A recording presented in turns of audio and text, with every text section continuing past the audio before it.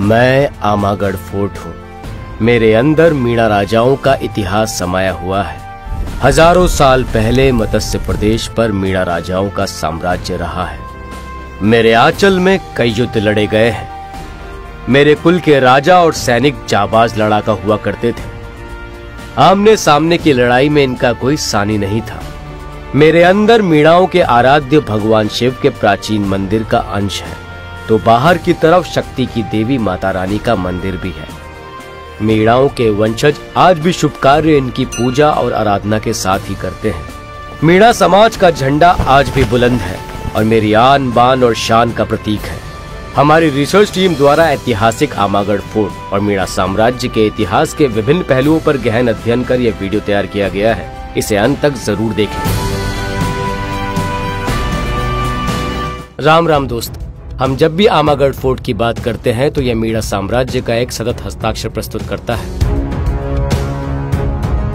मीणा साम्राज्य के इतिहास की बहुत सी बातें आज भी आमागढ़ के गर्भ में समाई हुई है। 10वीं शताब्दी के पश्चात यहाँ कछवाहों का शासन रहा। इसी दौरान भारत पर मुस्लिम आक्रांताओं के लगातार आक्रमण होते रहे हैं, जिस कारणवश इतिहासकारों ने मीणा साम्राज्य के इतिहास पर ज्यादा ध्यान नहीं दिया। मीणा साम्राज्य के इतिहास के बहुत से पन्ने आज भी आमागढ़ फोर्ट की दरख्तों के जर्रे जर्रे में अपने वजूद का एहसास दिलाते हैं। मध्यकालीन युग में बहुत सारी लड़ाइयां लड़ी और बहादुरी के साथ उन युद्धों में विजय हासिल की। ये किला आज भी जीवंत है, मौजूद है। कहते हैं धरती और प्रकृति के मूल निवासी के रूप में मीणा आदिवासी सदियों से जाने जाते रहे हैं। विशेषकर जल, जंगल और जमीन पर 10वीं शताब्दी तक मीणा राजाओं का शासन रहा है। इनका मूल संदर्भ पूर्वी एवं दक्षिणी राजस्थान से जुड़ा रहा है। समय समय पर यह अन्य राज्यों में भी पलायन कर गए। इतिहासकारों का मानना है कि प्राचीन काल से लेकर 10वीं शताब्दी तक इनके साम्राज्य का स्वर्णिम काल रहा है। मीणा आदिवासी सीधे, सरल, बलशाली और मेहनती कौम के रूप में जाने जाते हैं। कभी आमागढ़ फोर्ट मीणा राज की विशाल सैनिक छावनी हुआ करती थी। राजा और प्रजा भगवान शिव के बड़े उपासक थे। इसी तरीके से एक बड़ा साम्राज्य हमारे यहाँ मीणाओं का नाहन में हुआ करता था, जिसकी एक कहावत आज भी प्रचलित है। 52 कोट 56 दरवाजा, मीणा मर्द नाहन का राजा। इन पंक्तियों में उनके साम्राज्य का वर्णन है। इनका रहन सहन कबीला शैली से प्रभावित था, इसीलिए अलग अलग कबीलों के अलग अलग मीणा शासक कहलाए। अगर हम राजस्थान के नजरिए से मीणा साम्राज्य की बात करें तो मीणाओं के सैकड़ों वंश हैं। अगर वर्तमान की बात करें तो चांदा वंश का कबीला जयपुर जम्वा रामगढ़ के पास, तो सुसावतों का कबीला आमेर में था और नाहन का कबीला दौसा के पास।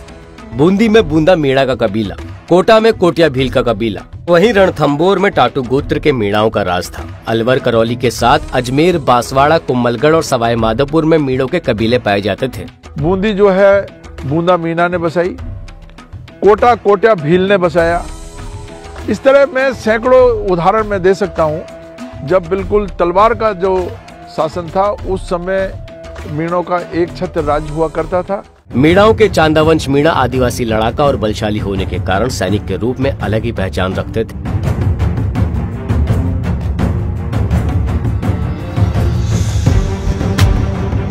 अगर प्राचीन काल की बात करें तो इनका पहनावा अधिकांश चमड़े से बना होता था।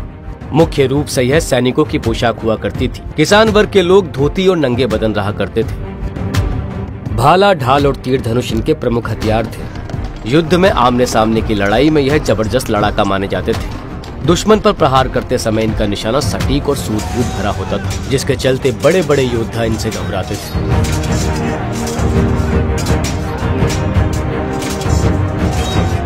अगर प्राचीन काल के किंवदंतियों की बात करें तो मत्स्य राज विराट से लेकर मीणा राजा मोरध्वज तक और श्री कृष्ण से अर्जुन की वार्तालाप का प्रसंग भी दौसा के पास मोरागढ़ में बताया जाता है। राजा मोरध्वज के 2800 साल बाद इसी वंश में 300 ईसा पूर्व राजा मोरध्वज की 43वीं पीढ़ी में महान चक्रवर्ती सम्राट अशोक का जन्म इसी मोरागढ़ की धरती पर होना बताया जाता है। कुछ किंवदंतियों की माने तो महान सम्राट अशोक मोरागढ़ मीणा राजा के पुत्र थे, जिन्हें पाटलिपुत्र पटना लाया गया था। अशोक की माता मोरा माता, जिनके नाम पर मंदिर आज भी मोरागढ़ में स्थित होना बताते हैं। कुछ इतिहास के जानकारों का तो यह भी मानना है कि 2600 साल पहले 600 ईसा पूर्व जैन बौद्ध काल में यहाँ के मीणाओं ने जैन बौद्ध धर्म को अंगीकार कर लिया था और इस क्षेत्र के मीणा व्यापार करने लगे। 10वीं सदी तक मीणा साम्राज्य का स्वर्णिम काल था, लेकिन ग्वालियर राजघराने से निष्कासित होकर कछवाहा दुलेराव मीणा राजा आलन सिंह से मिल गए थे और उनसे अपने प्रकार संबंध बना लिए थे। यहाँ आलन सिंह को अपना हाल सुनाया और अपने वहां से निष्कासित होने का कारण जब उनको बताया तो आलन सिंह जी जो बहुत दयालु प्रकृति के थे और धार्मिक प्रवृत्ति के थे, आलन सिंह जी ने उनको शरण दी। मीणा राजाओं के युद्ध के सभी दांवपेच नीति रहस्य जान गए थे। मीणा राजा और उनके सैनिक जब अपने पूर्वजों को तर्पण कर रहे थे, कहते हैं तर्पण करते समय मीणा शासक शस्त्रहीन होकर अपने पूर्वजों को तर्पण करते हैं। उसी समय दुलाराव ने आक्रमण कर दिया।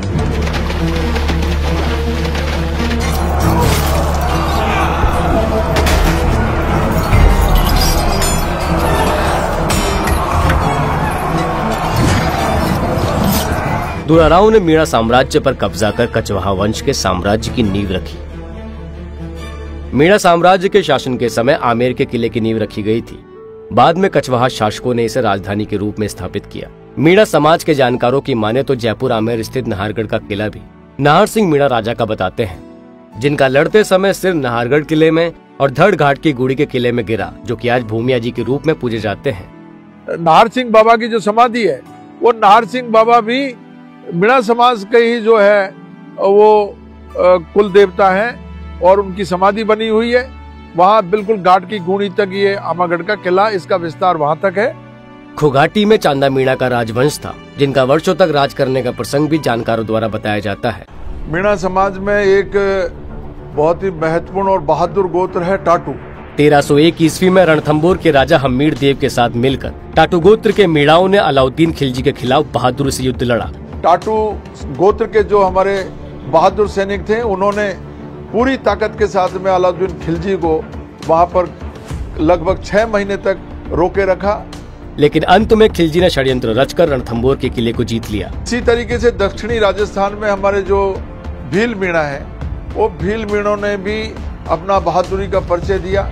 इतिहास में आज भी उनके उस हल्दी घाटी के युद्ध को याद किया जाता है।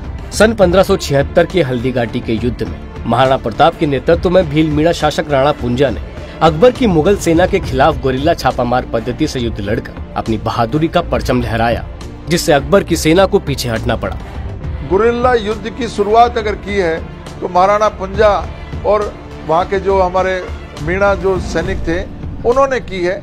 अंग्रेज इतिहासकार कर्नल जेम्स टॉड की माने तो उन्होंने लिखा है कि जैन बौद्ध साहित्य में मीणा राजाओं का उल्लेख मिलता है। इनकी किताबों में इनकी शौर्य की गाथाएं भी देखी जा सकती हैं। इनकी संस्कृति की बात करें तो इनकी शौर्य की गाथाएं दंगल के रूप में महिला और पुरुष के बीच में मीणा समाज में खेल पद दंगल के रूप में प्रचलित है। लाल सोट के पद दंगल की एक विशेष पहचान है। पदों के माध्यम से मीणा आज भी उस इतिहास की जो कहानियां हैं उसको दोहरा करके आज भी उनको पुनर्जीवित करते हैं। मीणा समाज की विशालता 32 तड़ और 5200 पत्र की है। वर्तमान परिप्रेक्ष्य में देखें तो राजस्थान में आदिवासी भील मीणाओं की आबादी 1 से 1.5 करोड़ के आसपास मानी जाती है। सम्मान, शौर्य और संकल्प पूरा करना मीणाओं का जन्मजात गुणधर्म है। प्राचीन काल में कबीले के रूप में रहने वाले मीणा आजाम जन के साथ समरसता के साथ रहते हैं। पूरी मीणा जो जनजाति है वो बिखरी हुई है, जगह जगह जो है छोटे छोटे ग्रुपों में पूर्वी राजस्थान में विशेष रूप से यहाँ निवास कर रही है। राजस्थान के परिप्रेक्ष्य में देखें तो भील, गरासिया, डामोर आदिवासी दक्षिणी राजस्थान में पाए जाते हैं। हमारे मीणाओं में 2 वर्ग विशेष रूप से चौकीदार और जमींदार। हालांकि ये एक ही समाज है, मीणाई समाज है। चौकीदार मीणा वीर लड़ाके मीणा राजाओं के सैनिक थे। जब मीणा राजा कछवाहों से युद्ध हार गए थे, तब ये सारे वीर सैनिक अपना राज्य छोड़कर पलायन कर गए और अपनी ताकत बढ़ाकर लगातार विद्रोह करते रहे। आखिर में राजपूत शासकों ने इनसे समझौता करके और इनको राजस्व का 1/4 हिस्सा देना तय किया। जहां तक जमींदार मीणों का सवाल है, जैसे ही यहाँ से जो राज खत्म हुआ तो ये पूर्वी राजस्थान की तरफ चले गए, जहाँ इनको जहाँ जगह मिली और जहाँ पानी की सुविधाएं थी, नदियों के किनारे, पानी के किनारे जाकर के इन्होंने अपना खेती बाड़ी का काम किया और ये जमींदारी करने लगे, इसलिए जमींदार मीणों के रूप में जाना जाता है। मैं सभी लोगों से ये अनुरोध करूंगा, मीणा समाज के लोगों से, कि इस डॉक्यूमेंट्री फिल्म को ज्यादा से ज्यादा अपने देखें और इसको शेयर करें। ये इतिहास हमारा हर व्यक्ति के पास जाना चाहिए। आमागढ़ के अस्तित्व पर बार बार हमले किए गए, मगर मीणाओं के जाबाज वंशज इसे सजो कर रखे हुए हैं। आदिवासी मीणा समाज की ये महान विभूतियां, जिन्होंने आजादी की लड़ाई से लेकर समाज में अंधविश्वास और कुरीतियों के खिलाफ जीवन पर्यंत संघर्ष किया। मीणा समाज को आरक्षण दिलाने में इनके योगदान को इतिहास के पन्नों में स्वर्णिम अक्षरों में लिखा जाएगा।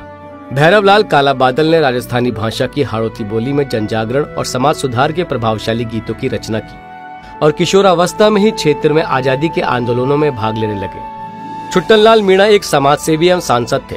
उन्होंने मीणा समाज को अनुसूचित जनजाति वर्ग में शामिल करवाने में महत्वपूर्ण भूमिका निभाई थी। उन्होंने द्वितीय विश्व युद्ध में महत्वपूर्ण भूमिका भी निभाई थी। उन्होंने इटली, ग्रीस, मिस्र, सीरिया और आयरलैंड के मोर्चों पर युद्ध किया था। बद्री प्रसाद दुखिया 1942 के भारत छोड़ो आंदोलन में शामिल थे। उन्होंने 1942 में मील में हड़ताल करवाई तथा गिरफ्तार हुए और 2 महीने की जेल की सजा भी काटी। वह उर्दू में भजन तथा कविता बनाकर गांव-गांव जाकर मीणों में व्याप्त सामाजिक कुरीतियों को दूर करने का आह्वान करते थे। श्री लक्ष्मी नारायण झरवाल एक स्वतंत्रता सेनानी थे। श्री लक्ष्मी नारायण झरवाल ने 1938 में प्रजामंडल के तत्वावधान में विभिन्न आंदोलनों में भाग लिया। वह गांधी जी के अहिंसा आंदोलन के कट्टर समर्थक थे, इसलिए हरिजनों के उत्थान और सामाजिक कार्य से संबंधित गतिविधियों में उनकी गहरी रुचि थी। जब और किले और महलों को पुनरुद्धार के लिए सरकार काम कर रही है, तो ये आदिवासी समाज के किले के साथ ही क्यों भेदभाव किया जा रहा है? वन विभाग से और मुख्यमंत्री जी से दोनों से अनुरोध करेंगे कि इस रास्ते को ठीक करा करके और हमारी इस धरोहर को सहेजने का काम सरकार करे। मीणा साम्राज्य के इतिहास से जुड़ी यह जानकारी आपको कैसी लगी, यह कमेंट करके जरूर बताएं। और अगर आपको यह वीडियो पसंद आया तो हमारे चैनल को लाइक, सब्सक्राइब और शेयर करना ना भूलें।